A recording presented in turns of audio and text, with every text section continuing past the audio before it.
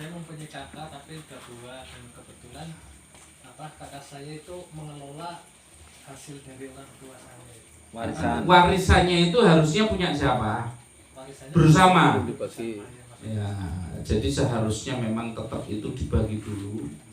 Ya, seharusnya memang begitu. Kalau di dalam syariat Islam itu bahkan kadang-kadang ada tradisi Jawa yang sebenarnya di masyarakat kita yang sebenarnya kurang betul, yaitu yo nanti belum 40 hari kok sudah dibagi, kayaknya nggak sabaran. Enggak, yang betul adalah segera mungkin, sesegera mungkin dibagi sesegera mungkin, walaupun akhirnya bagian saya silahkan Kak ini kamu kelola, sehingga tetap menjalankan tanggung jawab panjenengan. Kalau seperti ini belum, karena ini nggak jelas ini statusnya itu, gitu ya. Jadi jangan meninggalkan masalah.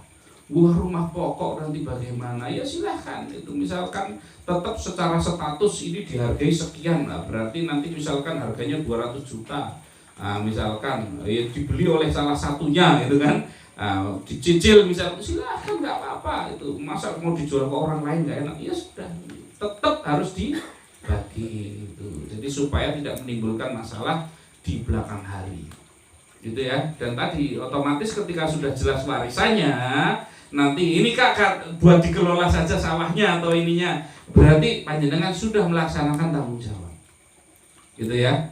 Nah, itu seperti itu. Silahkan, ada lagi? Yeah. Ini terkait dengan fardu kifayah, pengertian di masyarakat. Ya. Jadi yang saya tahu ataupun di masyarakat terkait dengan fardu kifayah itu ketika sudah ada orang yang melakukan, misalkan mohon maaf, contoh misalkan ada orang meninggal, terus nyolatikan fardu kifayah ya.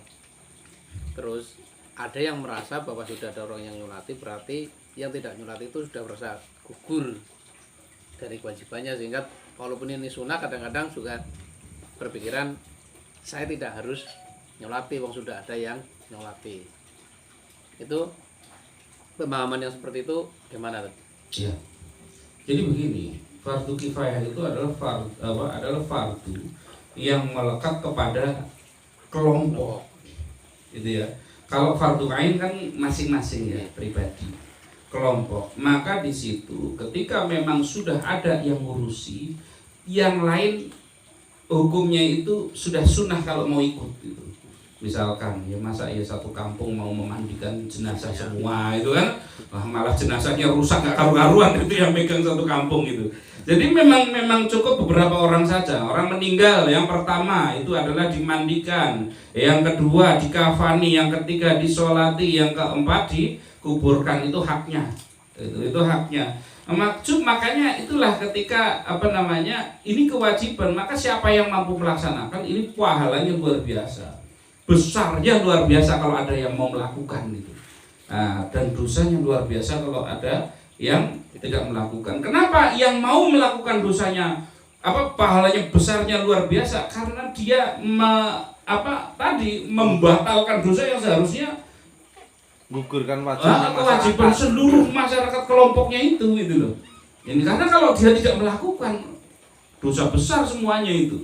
Ini jadi memang seperti itu. Maka memang pemahamannya betul, cuman tadi keutamaannya ditinggalkan. Itu loh. Jadi walaupun sudah ada yang nyolati, ya saya nggak tak nyolati lah itu. Padahal ketika dia mau nyolati itu pahalanya luar biasa. Itulah kenapa Rasulullah mengatakan kalau ada orang yang takziah dia itu menyolati, kemudian dia itu datang juga sampai ke penguburannya. Ketika dia ikut nyolat takziah, ikut nyolati, maka dia mendapatkan pahala 1 qirot. Ketika dia itu sampai ke mengantar sampai ke kuburannya, maka dia mendapatkan pahala 2 qirot. Sahabat bertanya, wa mal qiraton ya Rasulullah. Apa itu qirot? Qirot itu apa itu?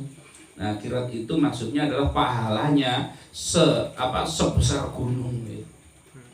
Jadi 1 qirot ketika kita datang takziah, kita ikut sholat, itu dicatat pahalanya kita itu seperti pahalanya sebesar gunung gitu. Nah, kalau kita nganter sampai setelah itu kita masih nganter sampai kubur, dicatat seolah-olah pahala kita itu sebesar 2 gunung. Itu pahalanya memang luar biasa besarnya gitu loh.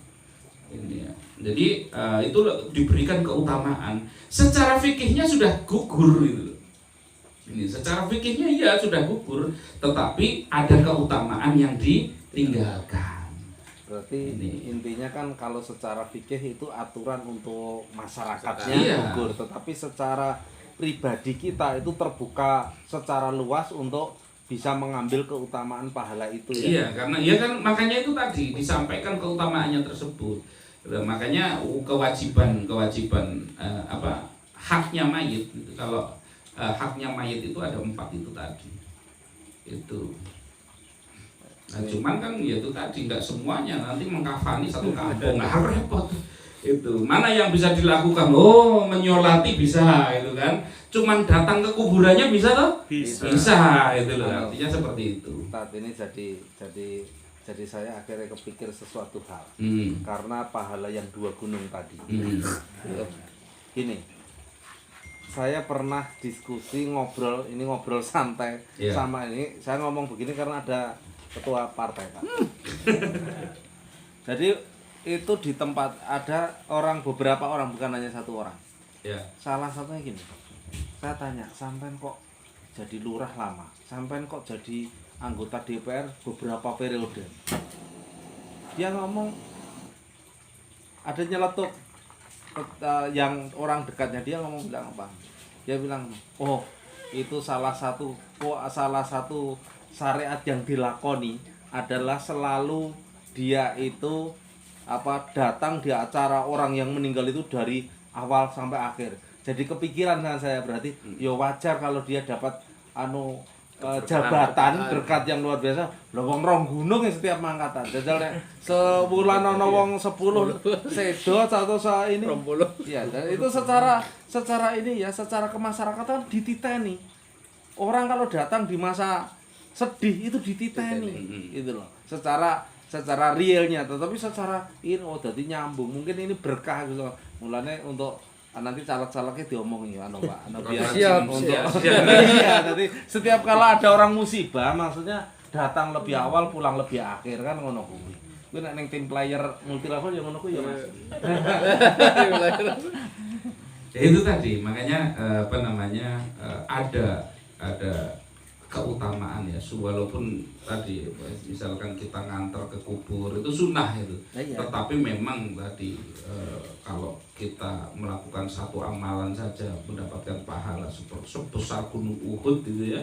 Nah, kok sampai kita ngantar ke kubur kan sebenarnya nggak terlalu jauh itu, nggak terlalu jauh. Orang mungkin nyebrang nyebrang tapi desa. memang di masyarakat kita itu kadang-kadang pas ngantar ke kubur tinggal orang sedikit. Iya, betul. Saya pernah punya pengalaman ini. Saya punya pengalaman kebetulan salah satu guru di tempat saya itu istrinya meninggal. Saya takziah ke sana.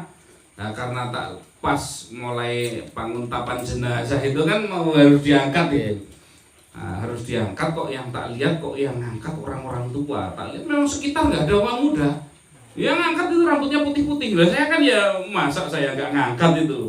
Ya sudah, saya langsung ikut ngangkat keranda itu. Tak pikir ya nanti ada yang ganteni. Kalau di tempat saya begitu. Karena lama berdirinya itu. Itu lama, tak pikir kan nanti ada yang ganteni itu. Padahal saya nggak terbiasa panggul juga, bawa badan juga lumayan kan. Itu lama ini Bapak. Nah ini kadang-kadang memang sunnahnya adalah ketika ini jangan terlalu lama gitu ya. Misalkan mengantarkan itu misalkan kadang kiainya kelamaan itu. Padahal jangan terlalu lama. Itu saya lama itu nunggu, akhirnya jalan. Wah ini kok sampai jalan belum ada yang nuker ini. Itu akhirnya Tekan kuburan. lama ini lama kok nggak ini. Ternyata kuburannya itu ada 1 kilo Pak. Manggul itu ada 1 kilo itu. Saya cuman kok nggak ada yang ganteni itu. Itu 4 orang yang angkat itu, bukan 6. 4 orang. Dhuwure gonjit maning. Lu itu sampai lokasi tak taruh, lihat belakang ternyata nggak ada yang ikut. Itu nggak ada yang ikut. Jadi bener-bener cuman kita yang ngangkat, sama depannya itu cuma 3 orang apa berapa di depannya itu. Ternyata di belakang nggak ikut, termasuk suaminya nggak ikut. itu langsung jarum ada berapa minggu. Malahnya besar itu. Jadi padahal memang kita berusaha cuma tinggal ngantar ke kubur gitu ya. Itu usahakan ikut. Walaupun cuma ngantar ke kubur itu usahakan ikut. Gitu ya. Ini karena memang pahalanya Kesempatan. yang luar biasa. Ya, tinggal sebentar lagi kok kan. Jago lurah Mas Anwar.